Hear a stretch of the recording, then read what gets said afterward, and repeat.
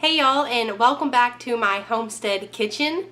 I am a Southern girl through and through. I've lived in the South my entire life, and in my opinion, we have the best food.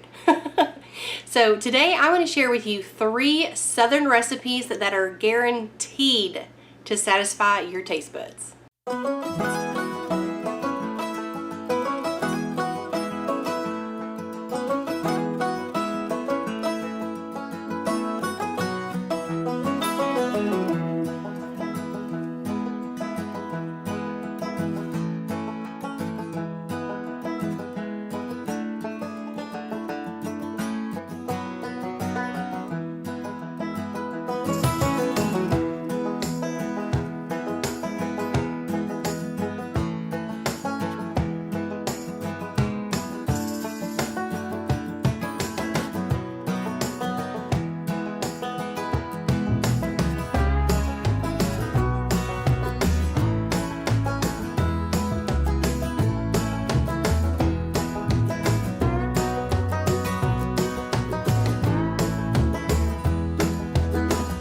Y'all, I'm pretty excited for this first recipe. As you can see, Tyler's in the kitchen with me, so y'all make sure to leave some really nice comments and encourage him so that way he will do more videos with me. But tonight we are making Southern shrimp and grits, and I am so excited. Now, I've had these before. Tyler said he's never had these.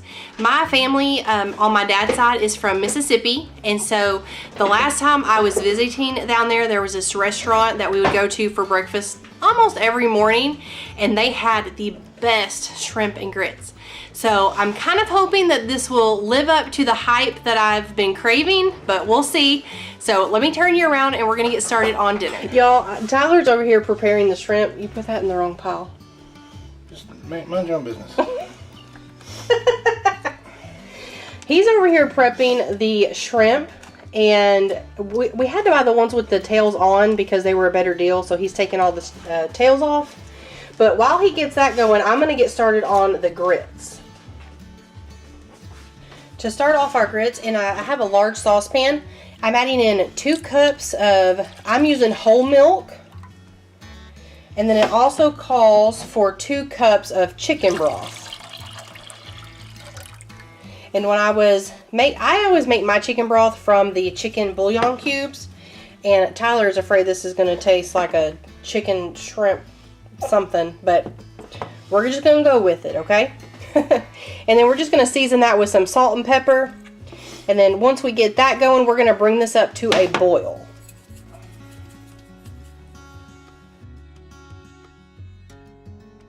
What cheese am I putting in here?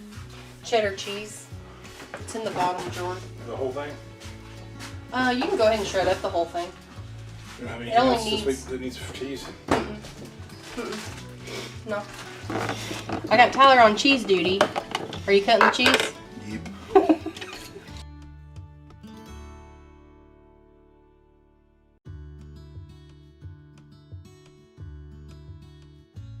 Hey, you might be eating the cheese. Hey, you don't eat the cheese?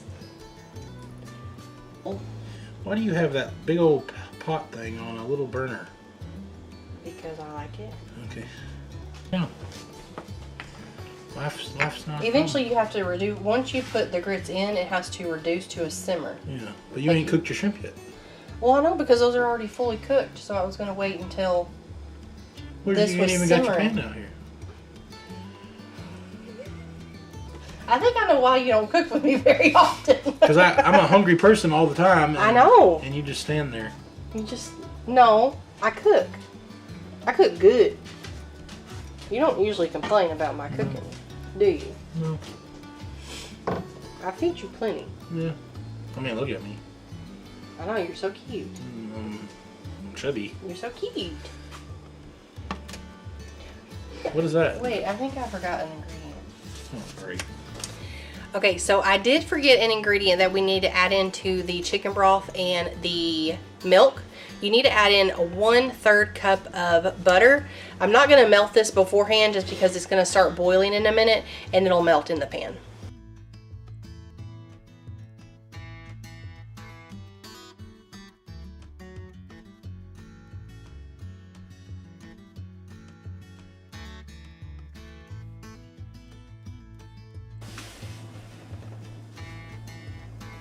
You wanna do the honors? What do I do? Just pour it in there? Just pour it in there.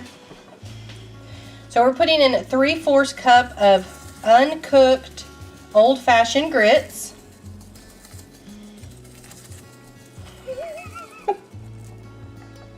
What? Good job. And then I'm just gonna stir this just to kind of make sure nothing is sticking to the bottom.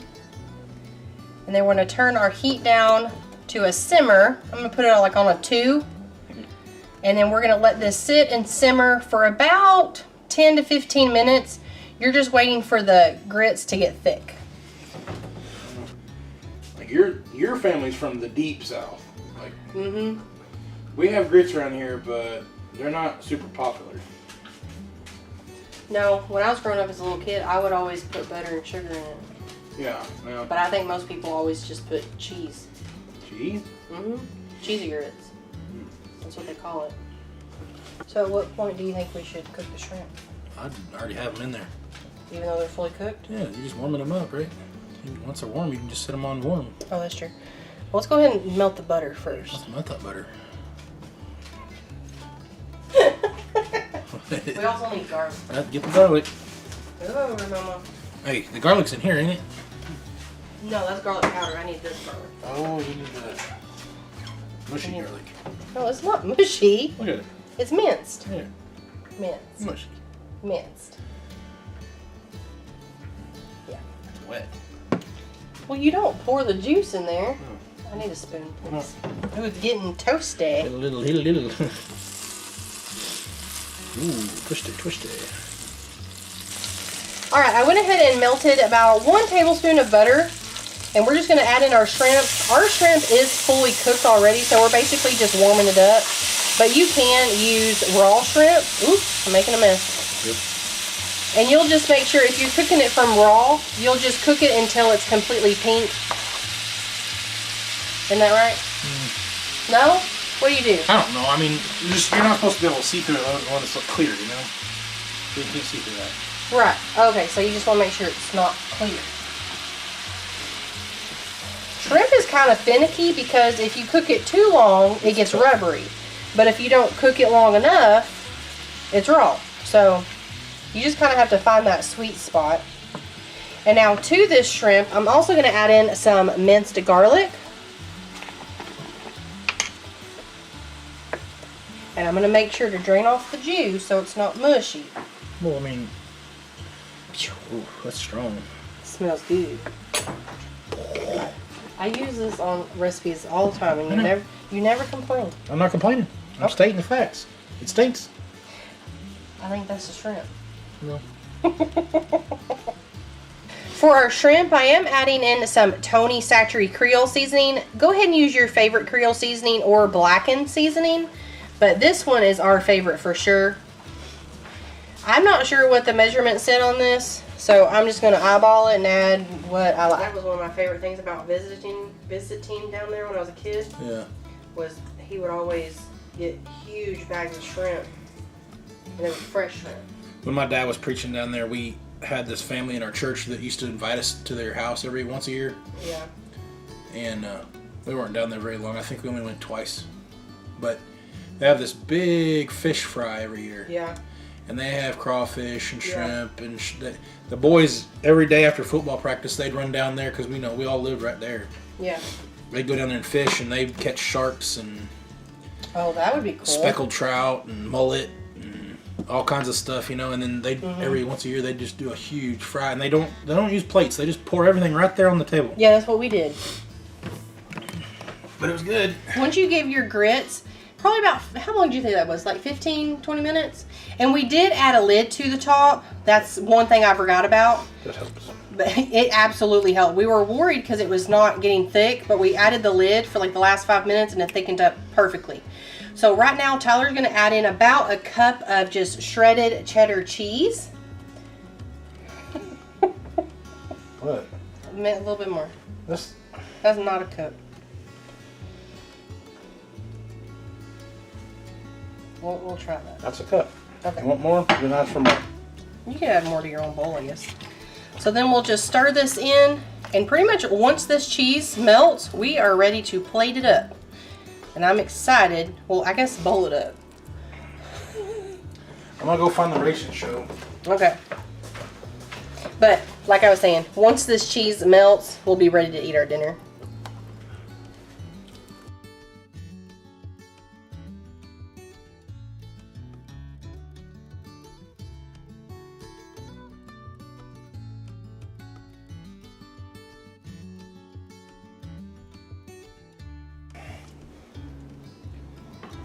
Hot. I'd eat this again. They're really, really good. Yeah, I like it. So 10 out of 10 recommend? Yeah, I'd recommend it. All right. Y'all, I had to come on here and give you my opinion on this dish. I think my empty bowl speaks for itself. But that was so, so good. It was different from the restaurant style shrimp and grits that I've had, but this was just as good. For tonight's Southern recipe, we are making a smothered pork chop. Now I put pork chops in quotation marks because I'm actually using a pork loin instead of chops. Now there's absolutely nothing wrong with chops. I love pork chops, but typically I will always have a pork loin in my freezer. Usually when we bulk buy meat during the summer, we will always get a couple pork loins. So I'll just take some of that out of the freezer either the night before or the morning of and let it thaw. And then I'll just slice it up into about the thickness of a pork chop that we would like. And they turn out great. And it's a little bit more budget friendly for me because I already have that on hand.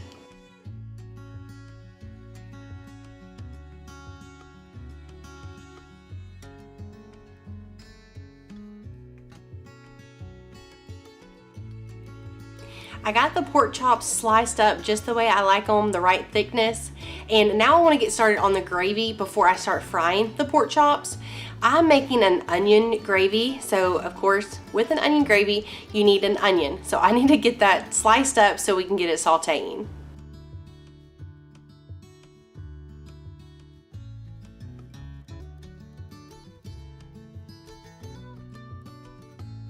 I've melted a couple tablespoons of butter here in my pan. I'm going to add in my sliced onion. And we want to cook these down for about 10 minutes. We're really wanting them to get caramelized so we can get the ultimate flavor from them. To your onions, go ahead and add in some salt, and that will help draw out some of that moisture. Y'all, those onions are killing my eyes. They are so strong. But for our pork chops, I need to get some eggs from the chickens because we're going to do like the egg flour dredging system. And I realized I didn't have any eggs in the refrigerator, so I got my basket here and we're going to go get some eggs.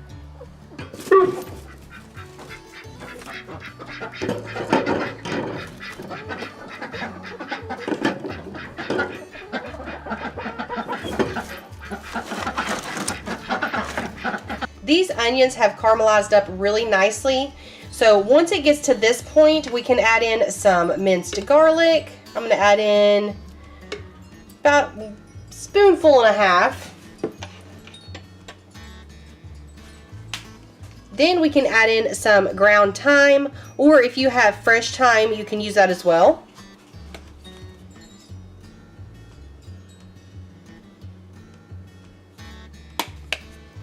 And we'll let this sit here and cook until about 30 seconds. You just want to make sure you can start to smell that garlic get fragrant, but you also don't want to let it cook too long or it will burn. After about 30 seconds, I'm going to add in about 2 tablespoons of flour. And this is really going to help our gravy thicken up. Now I'm giving this a stir because I want to make sure that flour soaks up any of that butter that might still be in the bottom of the pan from the onions.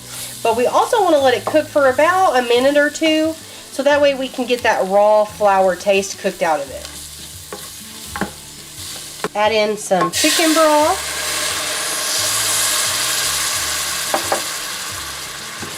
And let this cook for a couple of minutes.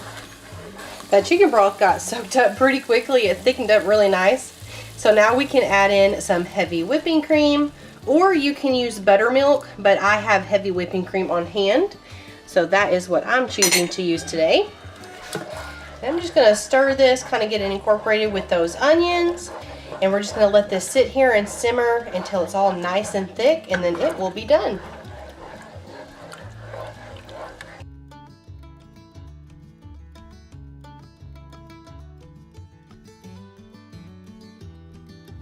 Okay, y'all, I think I got everything else in the kitchen under control.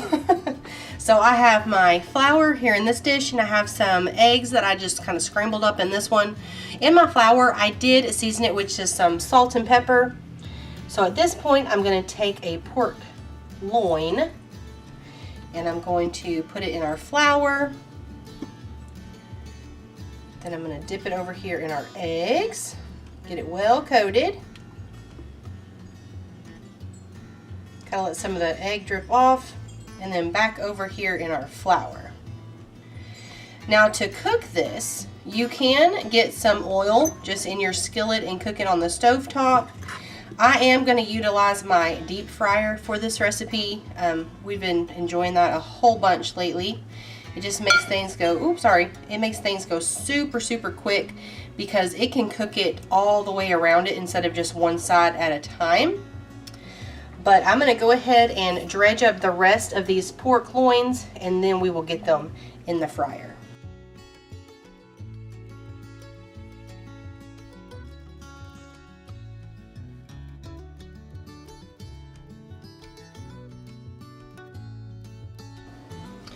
I'm cooking my pork loins until they are well done, which means they need to be at an internal temperature of about 160 degrees.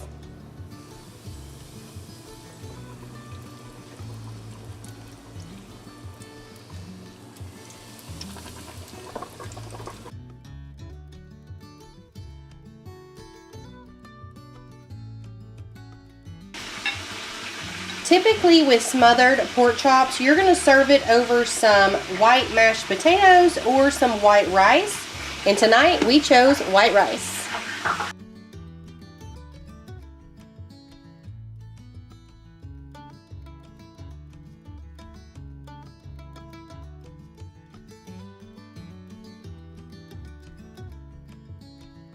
Y'all, I'm telling you, this recipe is absolutely delicious.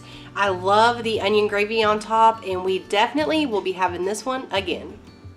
Y'all, this recipe video would not be complete without some sort of southern dessert.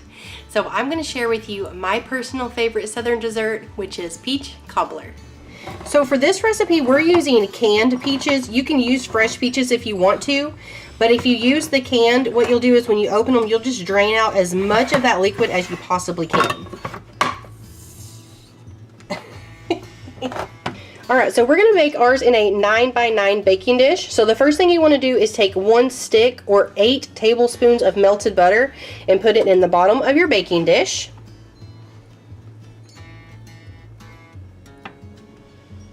More butter, right? Yeah. Alright, now we have a small mixing bowl, and then we're going to add in 1 cup of all-purpose flour, 1 cup of sugar,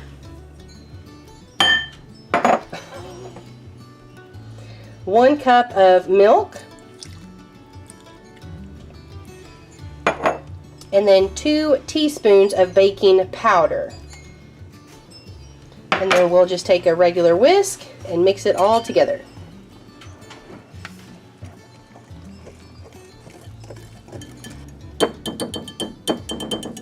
And apparently when you're done mixing, you can use it as a drum. So I moved our baking dish over here. So what you'll do is you'll take your batter and you're going to pour it over the top of your melted butter. But you're not going to mix it. You're just going to pour it as evenly as you can over the top of your melted butter.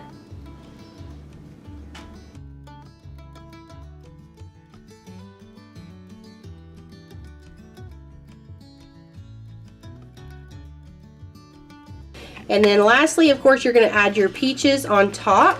And we're just going to spread these out as evenly as we can along the top because, ooh, careful. What? I thought it was falling. Because you're not going to mix it. And this one had some more juice in it. Ooh, lost a peach. You do want to drain as much of that juice off as you possibly can if you're using canned peaches like us. All right, now we're going to bake this in a 350-degree oven for about 25 to 30 minutes. You're mainly just waiting for that top to get almost perfectly golden brown. Okay, the timer just went off. Tyler's going to take it out. It's already smelling good. Oh, yeah. Oh, that looks so yummy.